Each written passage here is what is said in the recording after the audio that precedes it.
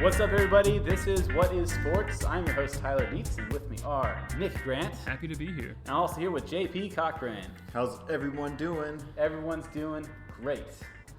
Or as they say in France, Bonjour. that's hello. How do you say good in French? Bon? Bon. I don't know. Merci. No. Oui. Anyways, because we're talking about the Tour de France today on the show. If you enjoy what you hear, like us on our Facebook page and follow us on Twitter at WhatIsSports1 with no question mark. If you haven't yet, subscribe to us on iTunes, Stitcher, Spotify, or Google Play. Leave us a rating and review if you like the show. Also, check out our sister show called What is Nerd, where we are talking about the classic anime series Neon Genesis Evangelion. We're on part 2 of our 3-part series with that.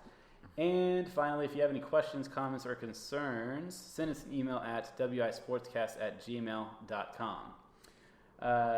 Now, we've also got a special event coming up. We have the NFL season fixing to start. And we've decided here at What is Nerd to start a fantasy football league with the 3 of us and 7 lucky listeners. So, if you are interested in joining our listener football league, send us a message on social media and kind of introduce yourself. Talk about why you would like to join our league and all that stuff. The winner of the league wins a $45 Amazon or Visa gift card. Haven't decided yet, I guess. And there's no entry fee to join, so give us a shout out. Let us know if you're interested in joining. Should be a lot of fun. So, again, first on our agenda before we get into the Tour de France, we have Wimbledon catch up. So, what went down with Wimbledon this past weekend, JP? Well, so we had the championships, and the women's was definitely not near as long as the men's was. So the women's final was between Serena Williams and Simona Halep.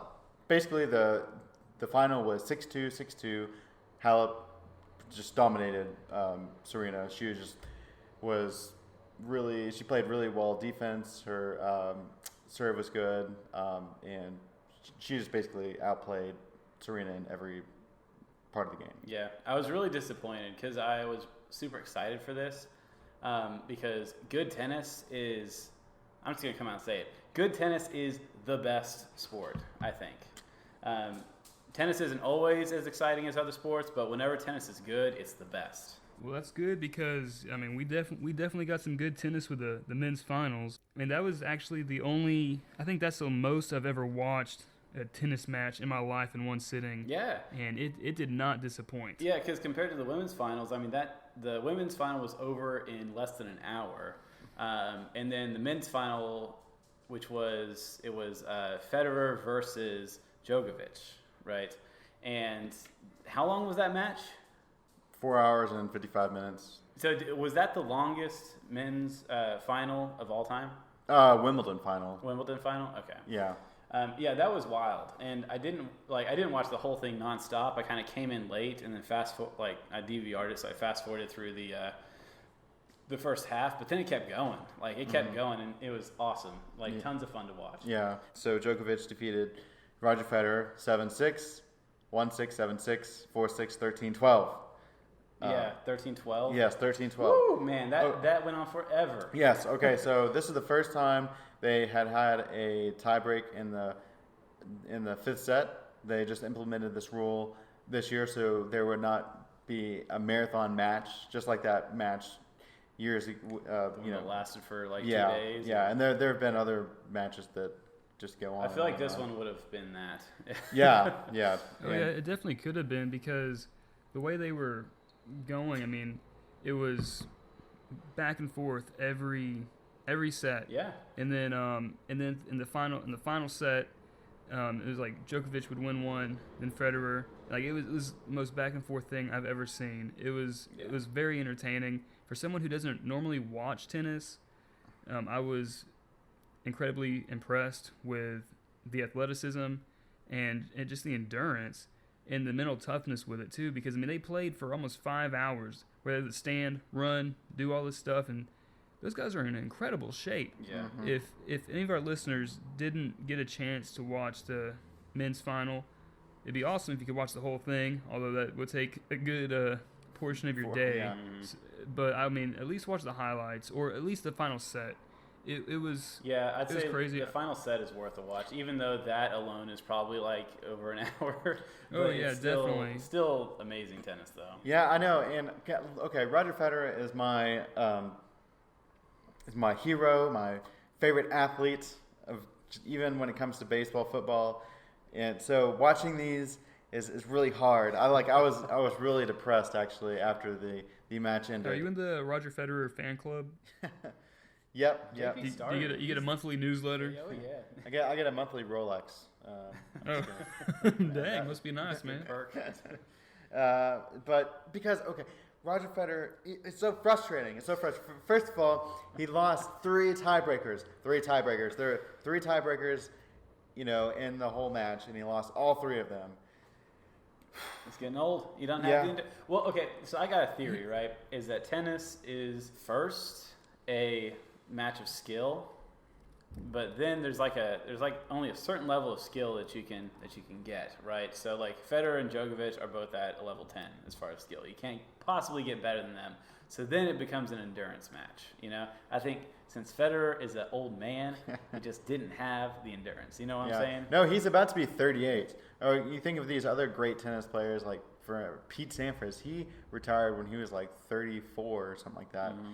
I mean, I'm really just happy that Federer is still around to give us matches like this. He gave us a great match. Yeah. And actually, there is a match that actually could have been better than this one. It was him and Nadal in 2008 at Wimbledon. I mean, who would have thought in 2019 that there would be another epic match like this? And now, unfortunately, he lost both of those. It's just hard to watch. Yeah. Well, I mean, regardless, I loved it. I was super entertained. Can't wait for the U.S. Open, which will be coming next month. But for the sake of time, let's move on to because I know that JP, you could probably talk Wimbledon for hours. But let's move on to motorsport. So I watched some races this weekend. We got the F1 British Grand Prix, and then we got the IndyCar, the Honda Indy Toronto that happened this past Sunday, July 14th. So the F1 British Grand Prix, we got Hamilton got first, which is expected. It's the norm for him. Bottas got second, which is also the norm for him. And then you got Leclerc with Ferrari, Gasly with Red Bull, and Verstappen with Red Bull got third, fourth, and fifth. Now so is Bottas the equivalent of the Alexander Rossi equivalent in Grand Prix in F1? Sort of, but okay, think of it like this. Hamilton, for the Mercedes driving team, Hamilton is like their starter, and Bottas is like their closing guy, because they're both racing for the same motor team. So that's why actually Hamilton gets first all the time, Bottas gets second most of the time. Because Mercedes. So Hamilton's the Ricky Bobby, and Bottas is the John C. Reilly. Yes, exactly. Good. Okay. Good analogy there. Gotcha. But it's so the first and second place race in this in this Grand Prix wasn't super exciting because Hamilton and Bottas were like ahead of the pack the whole time, but the race for third, fourth, and fifth was crazy. It was so much fun to watch. Verstappen's my favorite F1 racer. I'll say that because after watching him in the French Grand Prix, I'm pulling for Verstappen all the way. And what happened is another racer, Vettel, he crashed into him towards the end of the race. Vettel ended up in 16th place because he had to have the front of his car replaced. But Verstappen kind of pushed his way back to fifth. Very intense, very fun race. Y'all, if you're not watching F1, watch it. Get into it. It's thrilling. When's the next race? The next race is, I think, in a couple of weeks. I believe it's not this coming Sunday, but the Sunday after that. But yeah, get on that. F1 is awesome. So you like it more than IndyCar or any other? Well, I think so. I think because I've paid more attention to the F1 races, though, honestly. And I just like the nature of them, the way that they're more based on agility versus raw speed. But the standings overall, you have Hamilton and Bottas with a clear first and second place lead for the season overall. You get Verstappen in third place, Vettel in fourth place, and then in fifth you have Leclerc. So these top 5 guys, you'll remember their names if you watch an F1 race because they're usually going to be up towards the top. Also, I watched an IndyCar race this past Sunday. That was the Honda Indy Toronto. This one was fun because it was almost an F1 style course. It was very windy and turny, but you get Simon Pagenaud, who got first place, which is, Sacha Baron Cohen. Yeah. Well, but most of the races that I've watched, Pagenaud has gotten first, even though he's not first place ranked overall in the season. He dropped. Do what? Because I thought he was number 1 for a while. So I'll get to the standings, but Newgarden's number 1 currently. Okay. But yeah, so in this race you got Dixon as number 2, Rossi is number 3, Newgarden is number 4, and Will Power, which is the guy who I always root for, but the guy is so dumb. Will Power's dumb. I'm sorry if Will Power's relatives listen to this, but Will Power crashed not once but twice in this race. He crashed once. Is it his fault? I mean, yes, it's his fault because there were a bunch of cars. There's a really narrow turn because again, this is like the windiest IndyCar race that I've seen, and there's this really sharp turn, and all these cars were turning at the same time as towards the beginning of the race, so the cars are all congested and packed together. And Will Power tries to like cut through and take this inner turn where there wasn't enough space, and he ends up hitting this other car. So he causes like 5 cars to collide. I bet people were angry at him. Oh, and it's hilarious. You see like the first person camera of like, I guess they have like GoPros mounted on their helmets, and like you see like the driver who Will Power crashes into, and he's like shaking his fist. Like, revenge, I shall seek revenge on you. But well, is it dumb or is it aggressive? It's dumb because there's aggressive. I'd say Verstappen is an aggressive driver. He takes risky moves, but I bet it's more reckless. Like it's more reckless is a good word. Yeah, and because Power crashed again at the end of the race, he actually did okay with catching up after that first setback, but then he crashed again at the end of the race into a pile of tires. And he wait. He crashed into a pile of tires. Well, in the pit stop. Was he just bored racing and thought? Was he like, "Hey, that looks fun over there"? It was actually, I believe, it was on the same turn that he crashed the first time, and so he was going too fast and took it too wide and crashed into the tires, the pile of tires that served as a buffer. Maybe he was just having flashbacks from that first crash. Maybe, but anyways, he ended up in 18th place. Still a fun race. Catch the highlights online. There is another race next weekend, I believe so, although I'm not sure which one it is. But I'll post an announcement on Facebook, though, so as a reminder to tune in. But currently the standings in the league are Newgarden in first, Rossi in second, of course, Pagenaud in third, Dixon in fourth, and then Power miraculously is in fifth. Okay, now my next topic, I'll go through this really quickly because I haven't actually watched it, but it's the AFCON, the Africa Cup of Nations. It's another big soccer tournament for Africa. We covered CONCACAF Gold Cup. We covered Copa America. So I figured we cover AFCON at least a little bit. It's almost impossible to watch in the United States. You have to have like a Sling TV subscription to like the International Soccer Channel or whatever. But we have the match for third place, which is this Wednesday, July 17th, Tunisia versus Nigeria. I believe that Tunisia is favored to win. And then you have the final match, which is Friday, July 19th, Senegal versus Algeria. And I believe that Algeria is favored to win this one. So compared to some of the other teams in the world, where does the Africa Cup of Nations, the AFCON, where do they stand? A lot of these teams, I'd put them in the same tier as the CONCACAF teams. So, we have Mexico and the U.S. as the top 2 teams. So the African teams are sort of at a similar level. They're not the elite teams of the world, but they can have a good year here and there, but they're not really. Yeah. But these teams in Africa, I mean, that's all they do. I think growing up is they play soccer. It's just I remember the last World Cup.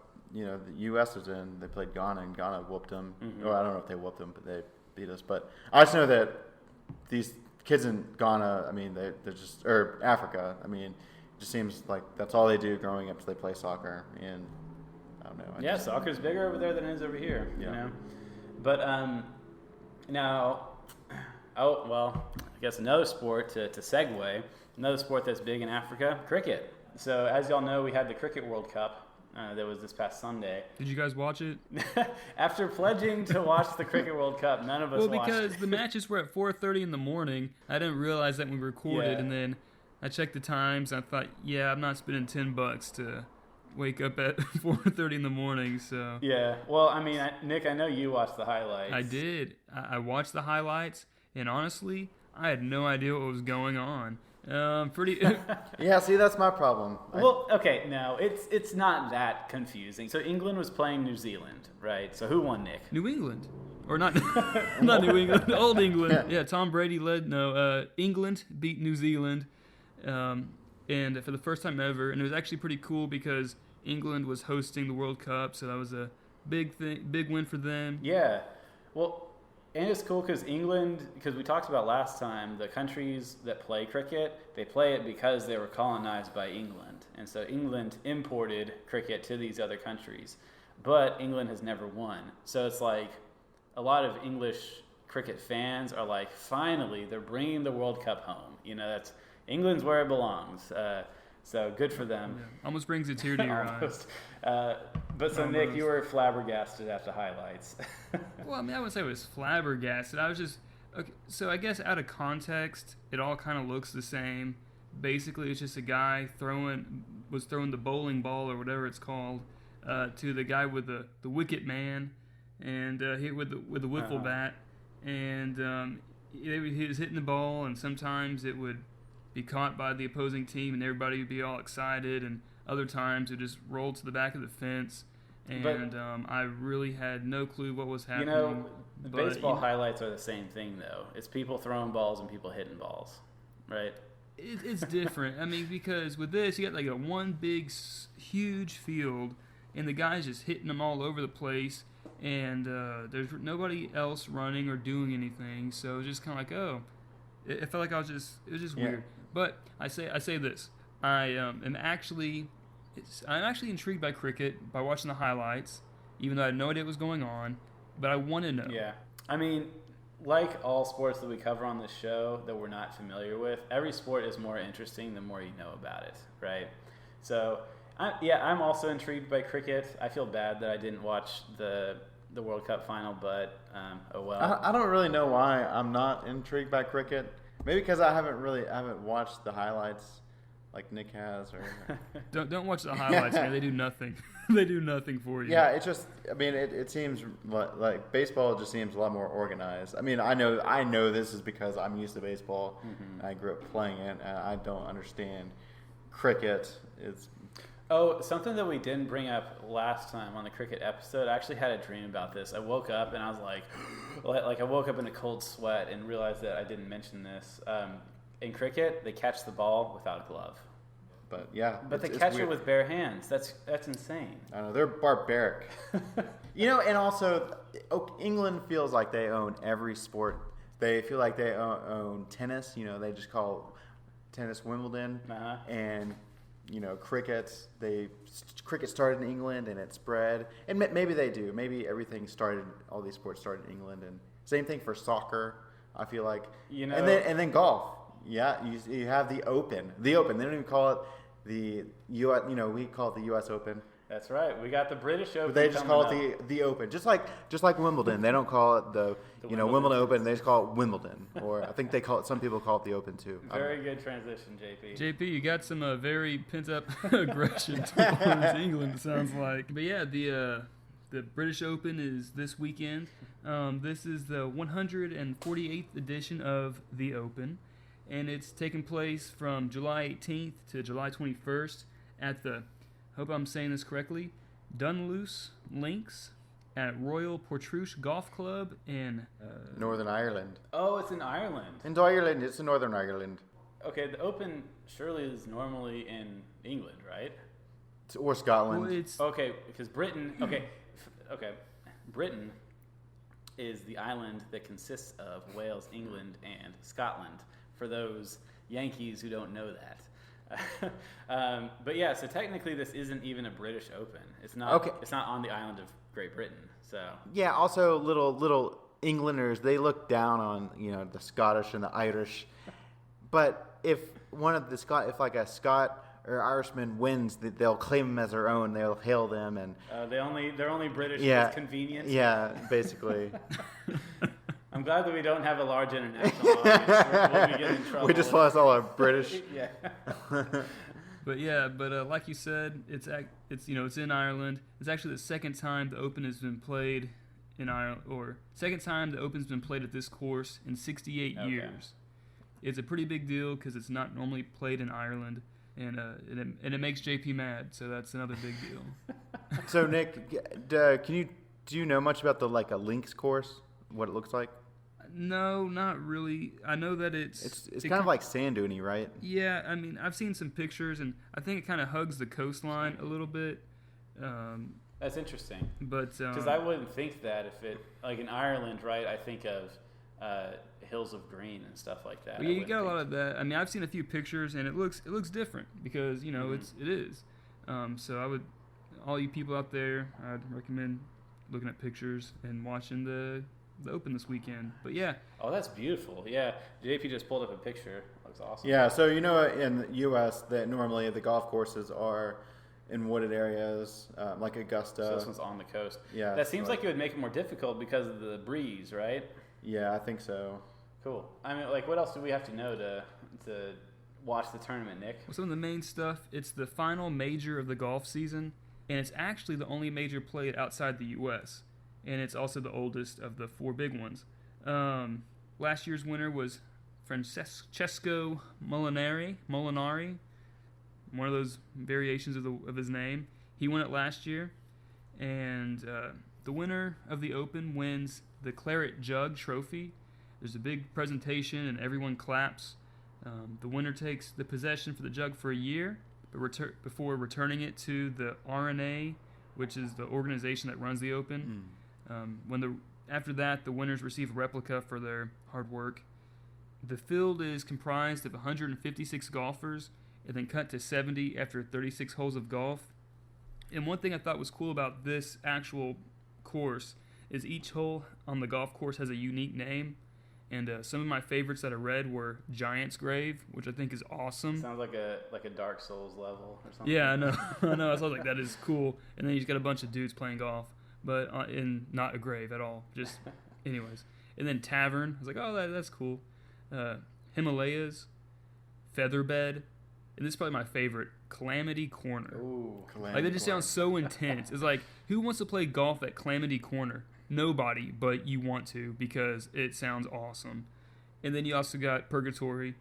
Overall, I thought, man, this sounds like the most badass golf course in the world just by these whole names alone.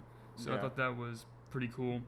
There are several golfers who have won it before who are playing it this year. Tiger Woods has won the Open 3 times. Ernie Els has won it twice.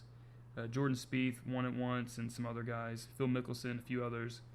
And the top golfers with the best odds to win, Rory McIlroy, who is Irish, I believe, so that's pretty cool. Probably because he's more familiar with those. He's got the home team advantage.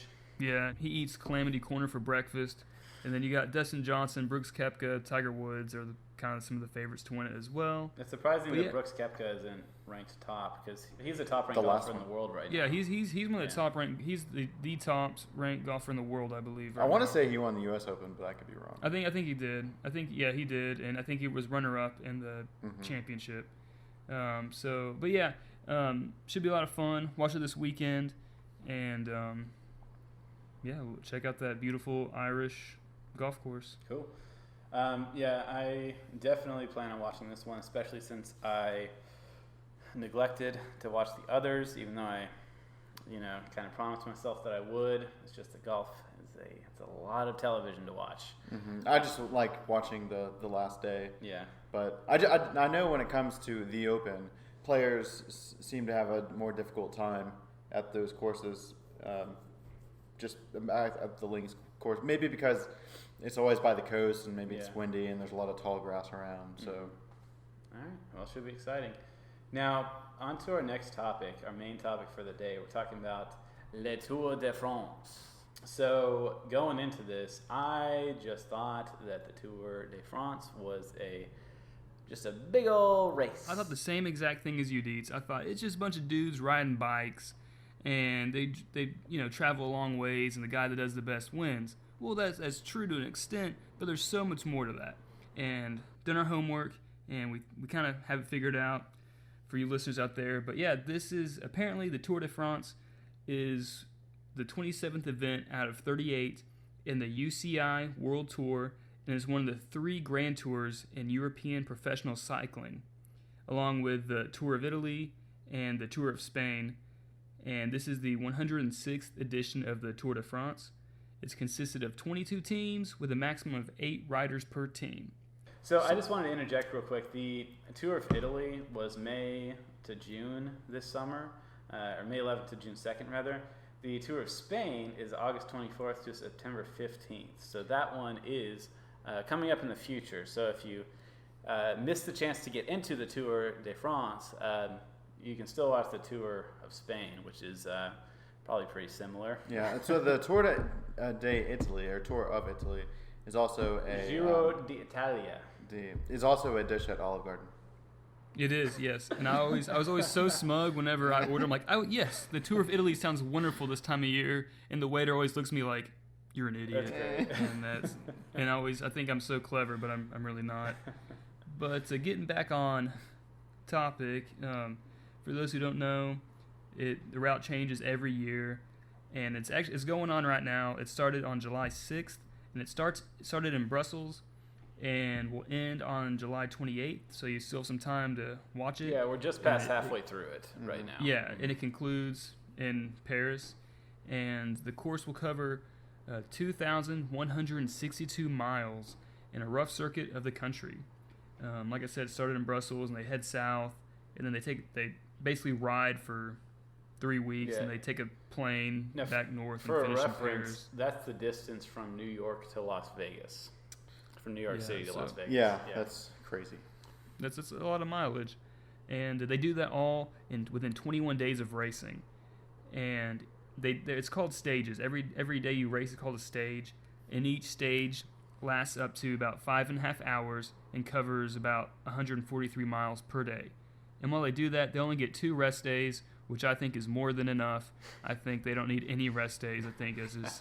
Well, before we start covering this, I literally thought it was they were just racing. Like, I didn't know that it was organized. They would like camp overnight. Yes. Or like, hey, if you're like a real champ, you just race like nonstop for like 21 days straight.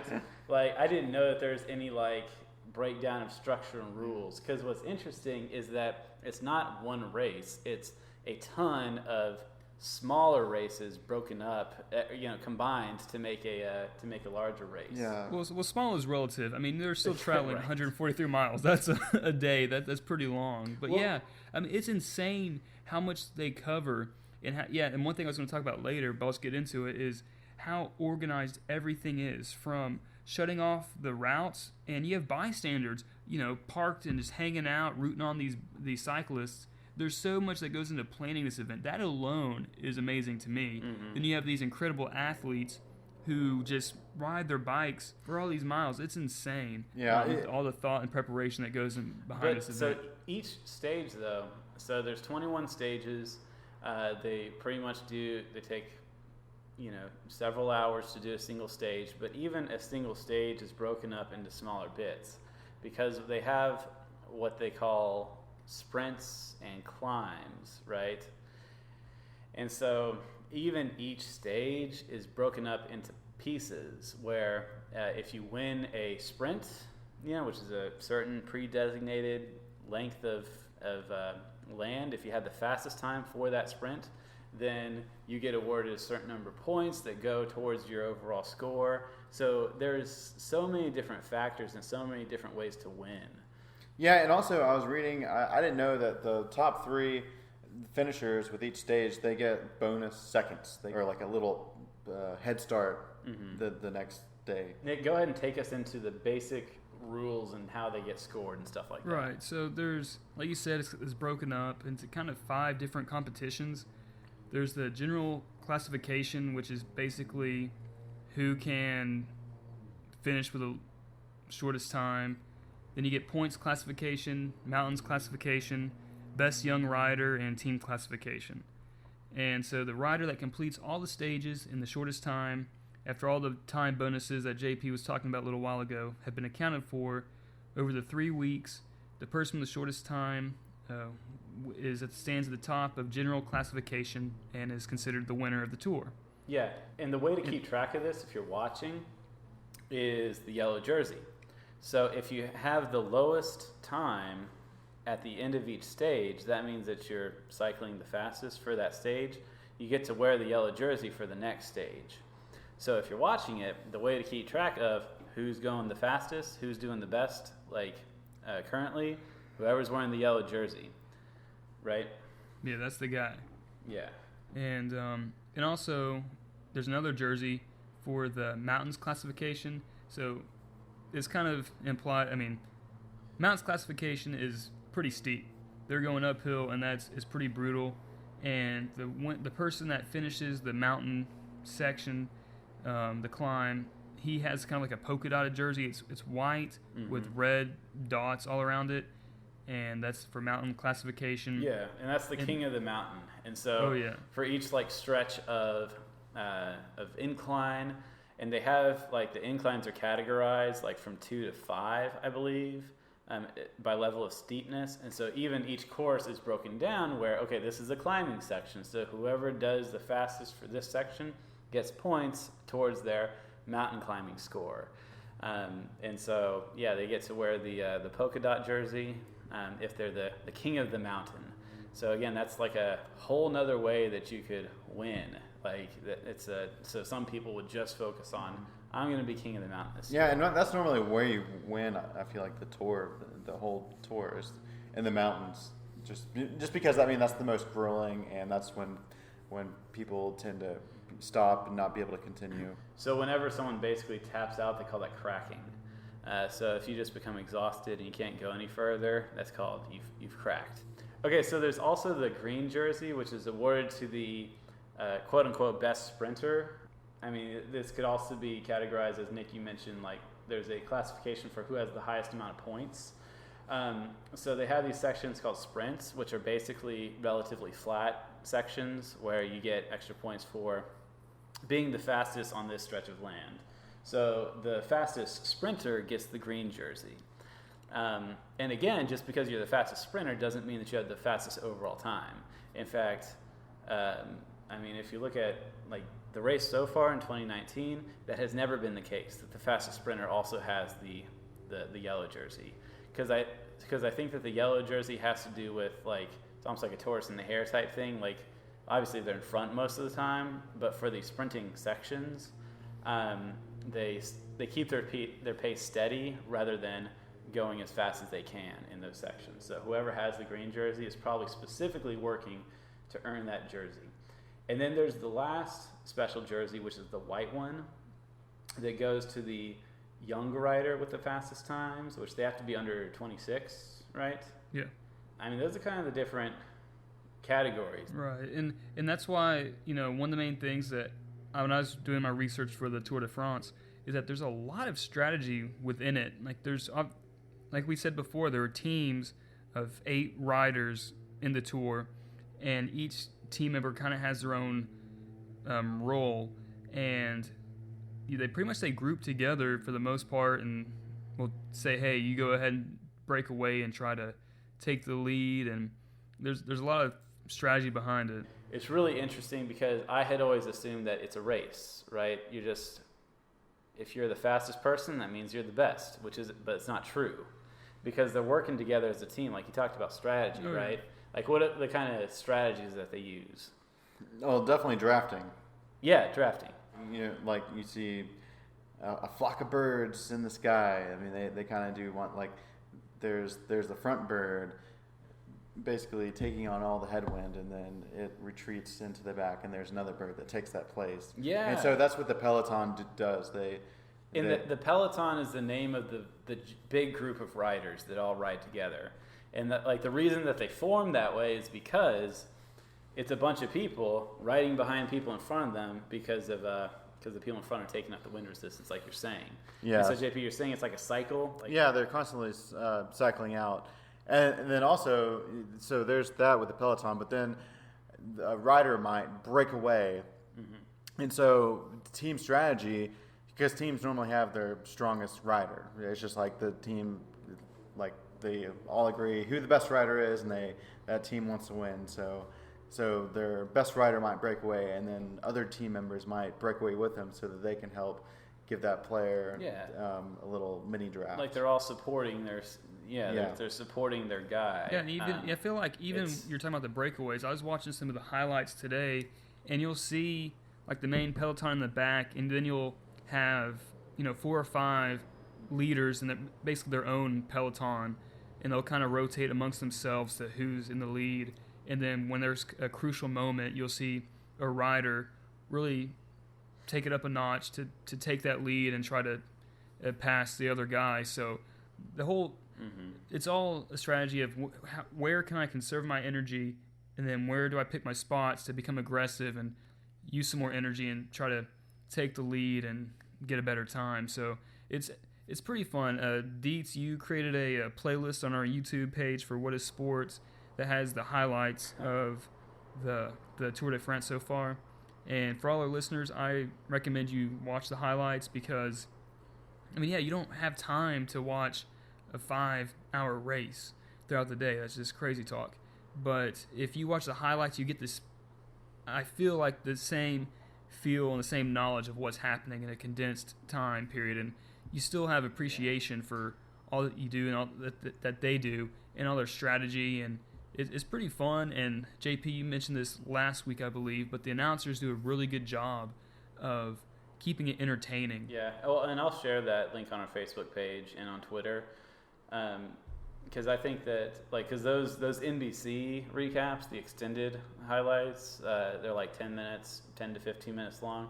That's the best way to watch it, because I was watching the highlights that they have on the Tour de France YouTube page, and those aren't as good because those are only like 3 to 5 minutes long, and you don't get a sense of the overall race from that. You got to watch the extended ones. And like I've said before, I've just been really impressed with the whole tour now that I'm watching highlights and paying a little more attention to it. And one of the things that really stands out to me is I know there are crashes that happen, but the lack of crashes, because these riders are so close to each other in these huge groups.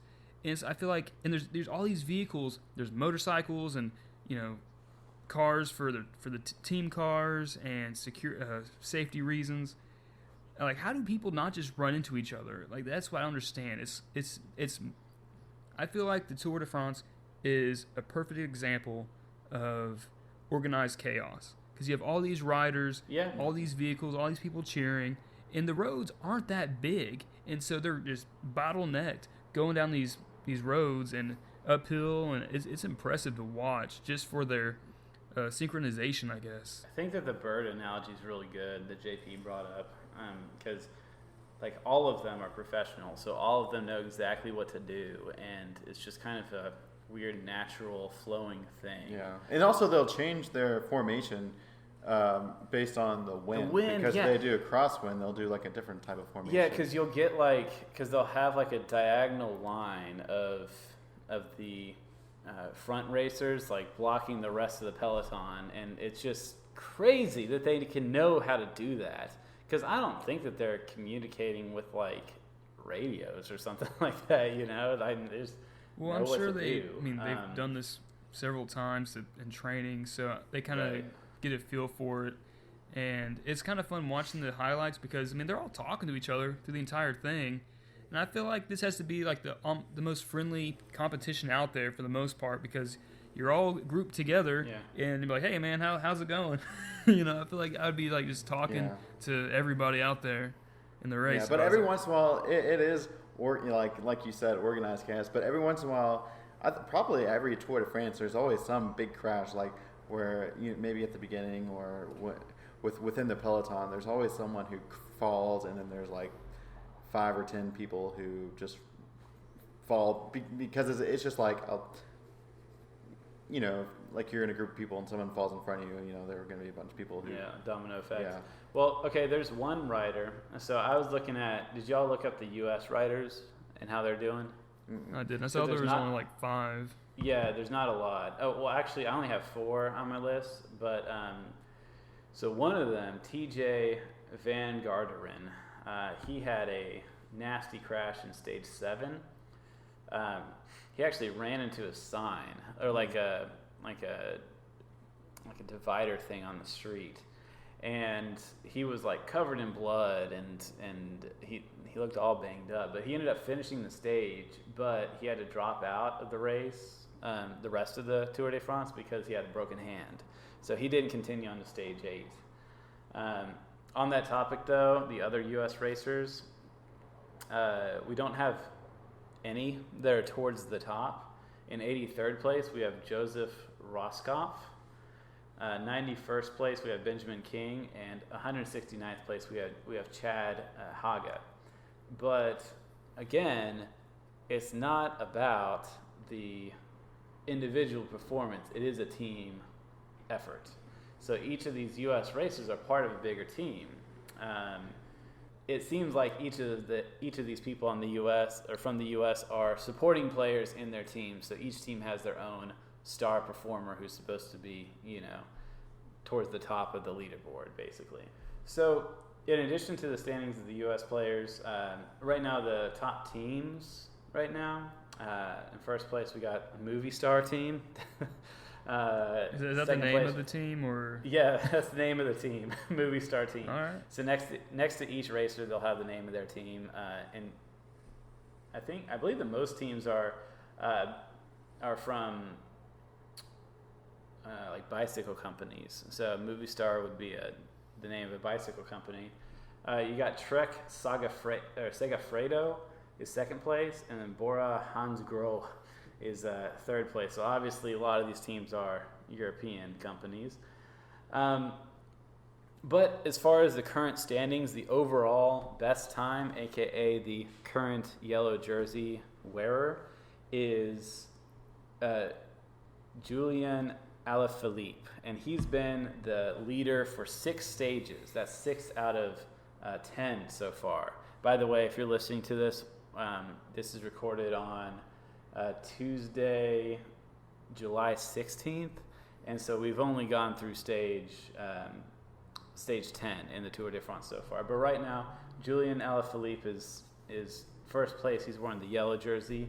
He's got a solid lead of at least a minute above second place, which is Geraint Thomas. Third place, which is Egan Bernal Gomez. So it's looking like Julian Alaphilippe, unless something crazy happens, is probably going to win the Tour de France. He's had the lead consistently, unless he, gets a Charlie horse or crashes or something. The best sprinters, this is the green jersey right now, is Peter Sagan. He's got 229 points. And remember, so you get a certain number of points based off your performance in these flat, quote-unquote, sprinting sections. He's had the green jersey for 8 stages. So again, he's been dominating that. Yes. Second place is Michael Matthews with 167 points. So he's way behind Peter Sagan. So I believe that Sagan is going to keep hold of that green jersey for the rest of the tour, probably. Next, you got the best climbers. This is the polka dot jersey wearers. You got Tim Wellens, who has 43 points for climbing. He's had the polka dot jersey for 7 stages. Now, behind him is Thomas de Gent. He's got 37 points, so that's only a 6-point difference. So this could be kind of a close race, depending on how it goes in the future. The best young rider right now is Egan Bernal Gomez, who I mentioned is, I believe, 3rd place for the overall time for the yellow jersey. But he's under 26, so he's wearing the white jersey right now for stage 11. He actually just passed Julio Sicone, who was wearing the white jersey for 5 stages. So Sicone was just kind of knocked off his lead just recently in stage 10. So currently, the day that we're recording this, again, that's Tuesday the 16th of July. They're on the rest stage, so they're going to be starting on stage 11 tomorrow, on July 17th, which is the day that you'd be listening to this. The best time, Julian Alaphilippe, he's been racing for 43 hours, 27 minutes, and 15 seconds. That's a lot of time on a bike. I mean, Yeah. Yeah. I mean, that's a lot of. I mean, all of those guys have been riding for. I mean, so he's his lowest time, right? And Yeah, so guys he's the are fastest. riding for longer than that. So Yeah. I mean, it's all impressive that they're able to do that, and props to them. I couldn't Yeah. I couldn't last 3 hours. I'd be already tired out. I mean, yeah, it's almost like running a marathon every day. I mean, because Yeah, every day. I don't know. I don't see how their bodies can handle it. But they're like elite athletes, the elite of the elites. Yeah. So. All right. Well, that's the Tour de France. Watch it. It's interesting. Honestly, though, I would recommend if you follow the leaderboards online and if you watch the extended highlights, that's a totally adequate way to keep up with this. The advantage of watching it live, which I've only watched one stage live, is because you get to see a lot of the beautiful French countryside and like the towns and stuff. Whenever you watch the highlights, you miss a lot of that, but still exciting to catch up with or to keep up with either way. But we're actually going to be covering mixed martial arts next podcast, which we haven't talked about yet. Oh yeah! Specifically, we're going to watch the upcoming fight, which is on the 20th, Saturday the 20th at 8 p.m. Central. It's going to be Rafael dos Anjos versus Leon Edwards. This is going to be a UFC fight that's on ESPN this weekend. So we're all going to watch that kind of in preparation for our mixed martial arts discussion. But everyone knows UFC is awesome. Mixed martial arts is awesome. I'm super excited to talk about it. So listeners, I hope you join us in on that watch. We'll talk about that match, then we'll get into the discussion of how MMA works. So, but that about wraps it up for this episode. If you enjoyed what you heard, like us on our Facebook page, follow us on Twitter at WhatIsSports1. We're also on Instagram. Leave us a rating and review on iTunes if you haven't yet. If you have any questions or comments, send us an email at wisportscast@gmail.com. But it's been a pleasure, gentlemen. We will see you guys next Wednesday.